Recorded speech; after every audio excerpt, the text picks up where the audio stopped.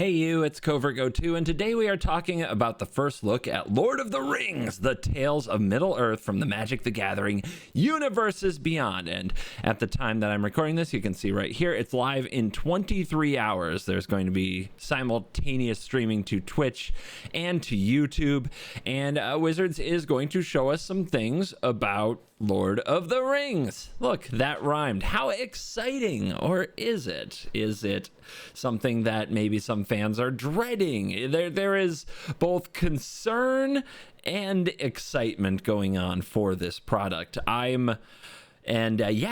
guess this video is going to cover some of those takes, including my own and reasons for how I feel about this. But first of all, I want to let you guys know I'm going to set an alarm and everything for 1 in the afternoon. Yeah, I'm that lazy.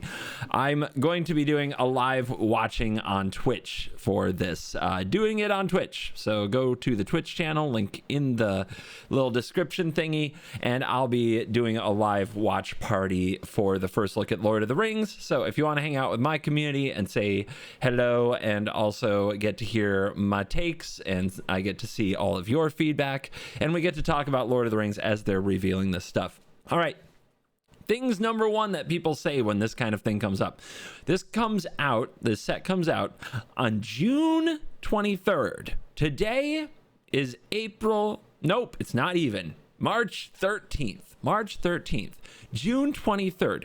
Many months away. Why are we just spamming us with new product all the time? Oh my god, it's endless. Wizards actually said why they do these first looks so far in advance, and it's basically based on history, because they need to tell their vendors, they need to give them a look at product coming out, and then vendors decide to order. And some of you might be saying, well, like a game store is just going to always order the new Magic set. But those aren't a big chunk of their business. A big chunk of their business are stores like Target, Walmart, and other regional chains that try to have a lot of different products under one roof, and you compete for shelf space. And they may not always order the new Magic set. So this is really, honestly, this is for the buyers at Target. Maybe even Best Buy. Some of these chains that are considering carrying Magic the Gathering product don't always carry Magic the Gathering product, and they're trying to decide what to do with their shelf space 3 months from now. That's who these reveals are for. The problem with it is fans then would people who love Magic would go after this, then post the leaks on Reddit, and then all this stuff would get out anyway. So Wizards said, well, what the heck, we'll just make a nice presentation of it, so it's not like unofficial leaks that kind of churn the speculation of what's real and what's not. It allowed people to make a lot of fake leaks, etc. Anyway, that's a weird defense of these early first look things and why they happen 3 months in advance. Now you know. So what are the concerns with Lord of the Rings? Should we be hyped or should we be afraid? And a lot of it comes down to, do you trust Wizards to do a good job on this property? And I'm sure that plenty of people right now don't trust Wizards at all. I hear from those people every day. And some of us, maybe trust is a strong word, but we know that there's enough money and major branding involved that they probably won't screw it up completely, because the goal is to make money. And while they make some bizarre decisions and do some weird things from time to time that seem to stop them from making money, overall, they do pretty good at the goal of making money. Magic hitting $1 billion brand last year, for example. And this might, I mean, if you are on the optimistic side of things, this is the hugest property that Magic has ever combined with that actually feels close to Magic the Gathering in terms of fantasy. This could be the best-selling Magic the Gathering set of all time. I think that is in play.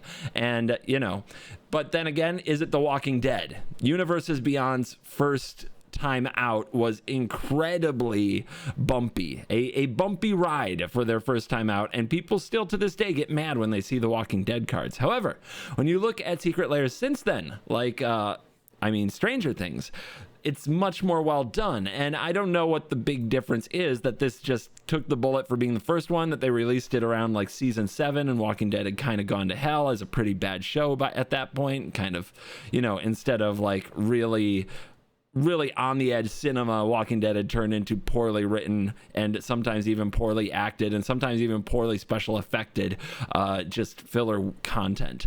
It was very disappointing what happened a lot with The Walking Dead. On the other hand, Stranger Things continues to ride high. I think it's an excellent show. People argue over whether or not the latest seasons are great, but it is a beloved show at this point, and it definitely, I think, fits in very well, and people don't seem upset when we play Stranger Things cards. In fact, now most people really enjoy them. Looking at other things like Warhammer is something I had no investment in going in. I'm not a Warhammer player, but I love the set, and the people who I know who play Warhammer love the set. So it feels like they've moved in a good direction for Universes Beyond in the last few years. Maybe that gives you hope. My biggest concern, quite honestly, is the art. So we have kind of this look at the draft boosters and the packaging and things like that. If we get really close, we clearly have a Balrog. At least we can identify it as a Balrog from a distance. And we got Frodo getting hyped over the ring, getting all excited. I mean, maybe this is a Legolas and a Gimli about to fight some orcs over here on this box. So here's the thing about the art, and I've said this on stream, but why not make a video on it? That's what we're here to do. If you are like from the generation most likely to buy these cards, like the movies, the Peter Jackson movies are your art. This is, for better or worse, this is Frodo. This is Aragorn, this is Gandalf. If the cards look too different, it might be too jolting for most people to accept them as the cards. And it might only hit like people of an age range that they don't necessarily need these to be their characters. And for example, I grew up with this. Like, if you grew up in a certain era, this may have been the version of Lord of the Rings that you watched. This may be your Gandalf, kind of a creepy looking Gandalf now in hindsight, you know what I mean? This is the Return of the King animated film that I watched 100 million times as a kid, like every day. I wore out the tape. I wore out the Betamax tape, you kids. You don't even know what that means. And this is my Gandalf. This is my Aragorn. I can accept these as Lord of the Rings characters. I'm not sure though that most people who didn't get to see these and came were from like preteen or higher at the time that this came out, or younger, I should say. I don't know if they can accept other characters. And you can see that from the way that Prime Video did Rings of Power. These characters, this art, this kind of interpretation of the orcs, everything about Rings of Power is very much like adjacent to Peter Jackson's Lord of the Rings. They couldn't directly rip all the characters and art, but it's close. Like, you can definitely buy that they live in the same world, 100%. So I think that one of my biggest concerns, maybe it's just me, let me know in the comments, is that if the art from this set doesn't really match with this world, will people accept this as Lord of the Rings, or will just be like it's not their Lord of the Rings? I am worried about that being a thing. Now, Wizards has erred on the side of going with the more recent TV show thing. You look at Walking Dead, you look at Stranger Things. Obviously, Stranger Things, there's no other source material, but like they do try to stay really kind of true to the media, but there might be, like, Wizards is known as a very legally conservative group, and they might err away from anything that they think might get them sued. So I'm nervous about the art. I'm nervous about the execution, because this, like I said, if you're on the optimistic side, could be the best-selling Magic set of all time. And especially as a content creator, you want the game to grow. Your own career depends on it. But as players, we should, at some extent, want the game to grow because its longevity depends on it. So yes, I really do want the best for this Lord of the Rings set. I want to be an optimist. Can Wizards pull it off? Let me know what you think in the comments. I will say this, talking to Wizards employees at the Magic Cons this year, they are more excited about this than I'm used to. Like obviously they put on a good face, and you'd ask them about any product and they're excited about it, but they seem very excited about this. So take that for what it's worth. We will be the judge. as we are very judgy. And tomorrow we're going to be doing the first look stream on Twitch, so come out and hang out with the community, and we'll see what Lord of the Rings Tales of Middle Earth look like. What will the cards do? Will they be good?